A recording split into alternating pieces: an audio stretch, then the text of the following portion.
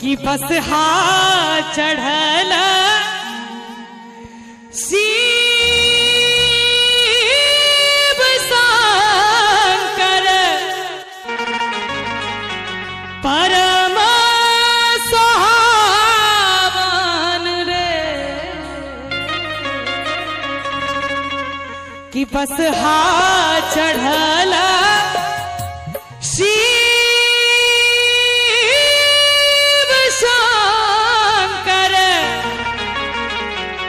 परम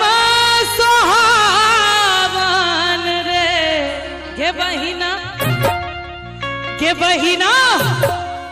के बहिना कमल नयन अभिराम की काम लजावन रे के बहिना कमल नयन अभिराम की काम लजावन रे बस हाथ चढ़ला शिव शंकर परम सुहावन रे बस हाथ चढ़ला शिव शंकर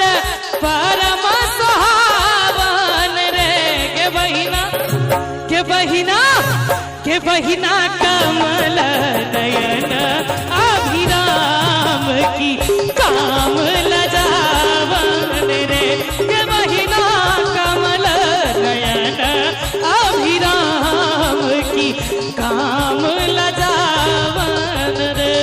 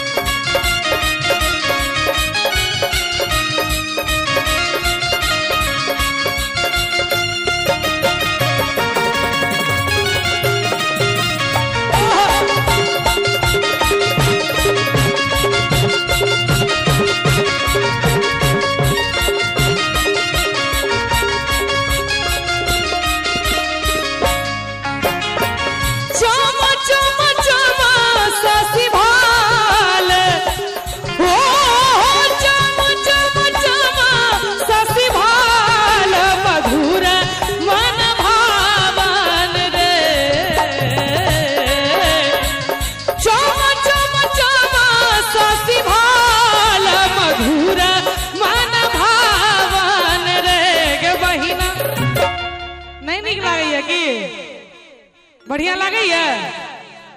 अहाँ सबके निक लगे देखो कनी उलट न जाए पाछू के बहिना जटा में जुटल गंगधार मधुर मन भावन रे के बहिना जटा में जुटल गंगधार मधुर मन भावन रे सबके जमैया अब हाथी घोड़ा पलकी रे हाथी घोड़ा पलकी रे जान हमारो रे जमैया अभी सवरियो रे जान हमारो रे जमैया अभी सवरियो रे जान सबके जमैया बजबै ढोलक झला हारमोनियो रे जान ढोलक झला हारमोनियो रे तनी ध्यान देबे सब गोटे कि सबके जमैया आ बजबै ढोलक झला हारमोनियो रे चारू गोटे बियाहल छी न अहाँ नहीं छी 12 फरवरी मैरिज एनिवर्सरी अच्छा बियाह है अब लागल में तीनों के चक्कर में चारू के बर्बाद नहीं कर दियो नहीं एहन कोनो बात नहीं छे हम होबा वाला जमे से न किनकर ससुर के तो सबके जमैया आ बजबै ढोलक